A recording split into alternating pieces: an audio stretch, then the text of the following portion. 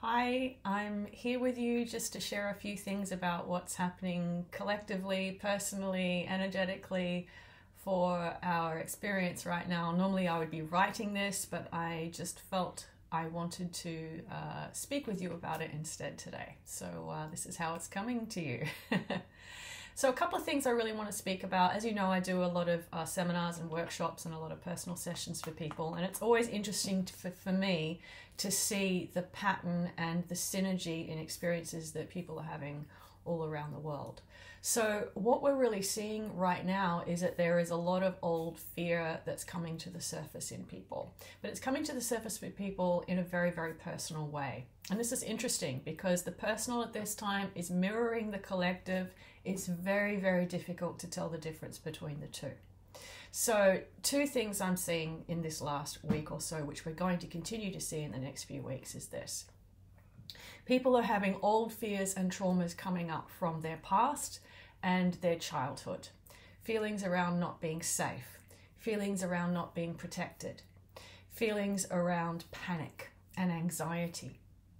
And people are also having experiences where they're seeing a lot of this in the collective, particularly around what's happening in Ukraine, what's happening in the world with children, for example. And it's feeling as if we are helpless or hopeless in some way. So that experience of feeling helpless and hopeless within a sense of wanting to be safe or to keep others safe or be protected or be the protector is very much sitting in the collective field right now. So whether it's presenting for you in a very personal way with some of your own history coming to the surface, or whether you're seeing it come to the surface in the collective field now, the question ultimately comes to, what do I do about this? How do we process this? How do we actually move through it?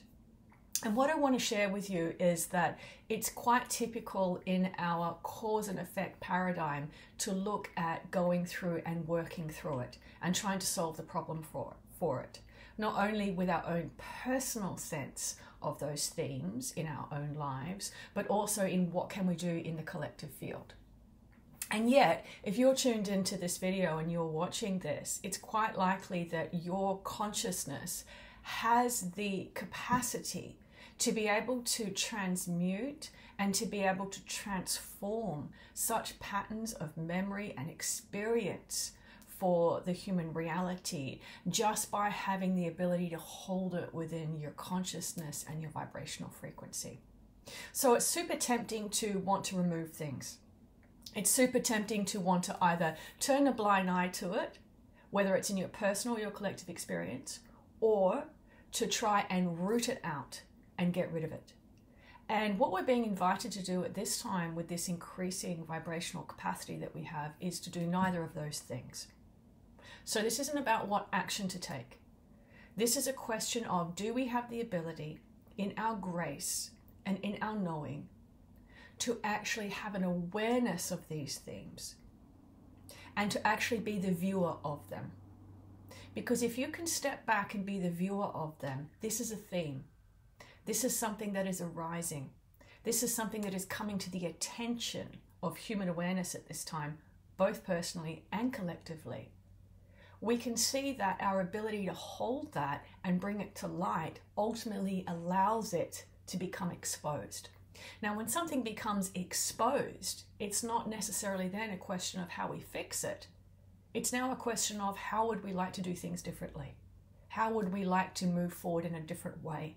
How would we like to create new beliefs and structures and systems where we treat people differently or perhaps navigate differently? So in your personal life, this could be some panics and fears and anxieties from the past coming up, and then you saying, well, how do I want to do my life differently moving forward? How do I want to create things in a way where I don't need to have those experiences anymore? Also, in terms of the collective experience, there's a lot of issues coming up around safety at this time for a lot of people. Rather than how do we fix this, how do I want to live life so that safety is not really an issue for me? So that I don't really have to have concerns about safety anymore. So we start to create and build based on a different vibration. Not the vibration of the problem we're trying to solve, because that's going to give us more of that, but rather the vibration of the what else. And that's where we find ourselves at this time.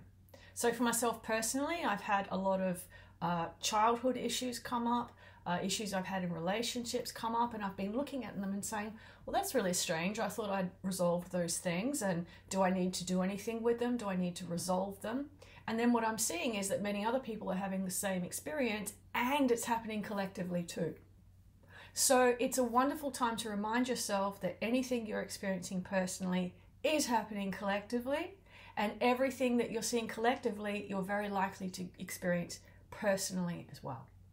And this is highly indicative of a collective consciousness that's now moving into unity awareness. One of the first things that happens is you find it very difficult to separate your own experience out from what's happening for everybody. So that's one big theme in the coming weeks. So your ability to sit and be the witness. Be the witness. I can see it, therefore it's coming to light. Therefore I'm now choosing a different way of doing things where I don't need to remedy that, but I'm creating new experiences that have no requirement for that. That's very important. So on that note of creation and setting things up for times to come, let's dive into the other important theme for this month. And this was talked about in our most recent members webinar.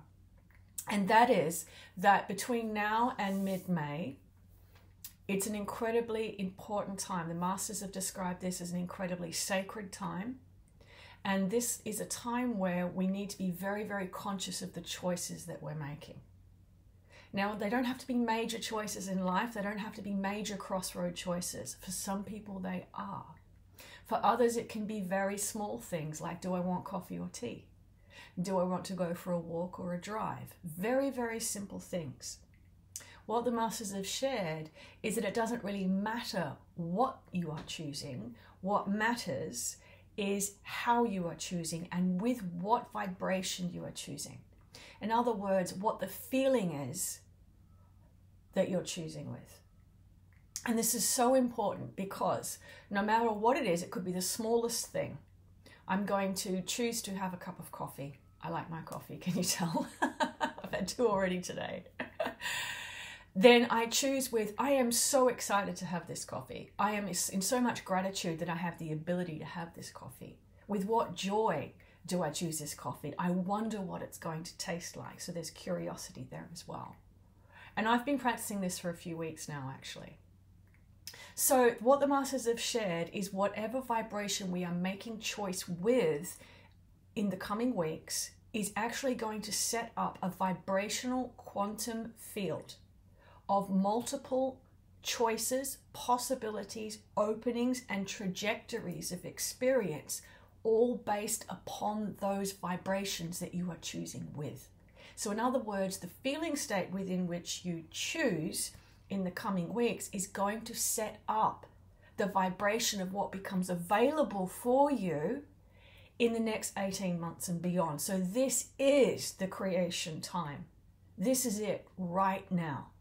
So this is not about what do we need to clear, which is why we began this conversation with just observe what's coming up, be aware of it, lean back and witness it, but focus on the vibration within which you're choosing. Because if you get very caught up in the emotion and the panic and the stress and the anxiety of the patterns that are starting to become revealed, you're going to start to make choices from there.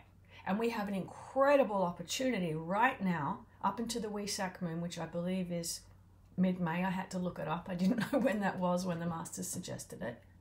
But this is an incredible opportunity now to set up that quantum field of possibilities, openings, choices, doorways for the next 18 months and beyond for yourself personally, but you know also it happens for the collective.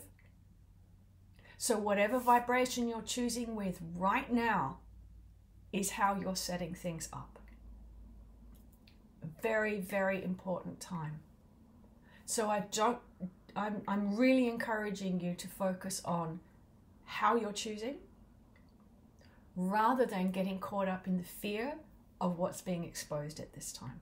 Remember, the more conscious we become, the more the vibration rises, the more the bandwidth and the spectrum of vibration becomes available, which means we don't just start to feel more of ourselves in terms of our truth and our light, we also feel more of the intensity of what we would call negativity or darkness as well. So the volume gets turned up on everything. So just because you're starting to feel, and collectively and personally perhaps at this time, more of what you would not like to be feeling rising, remember it's just indicative of the increasing vibrational spectrum and the increasing intensity of feeling state that comes as we become more conscious. So don't get caught up in it, step back, observe it, and then focus on what is the feeling state within which I am choosing at this time. Because we are in for an incredibly expansive second half of 2022. Incredibly intense also, because remember, with expansion comes intensity. That's how vibration works. And that's going to usher us into a year next year that's really going to be quite extraordinary. So that's what I have to share with you today. I hope you find it helpful, and I look forward to seeing you again soon.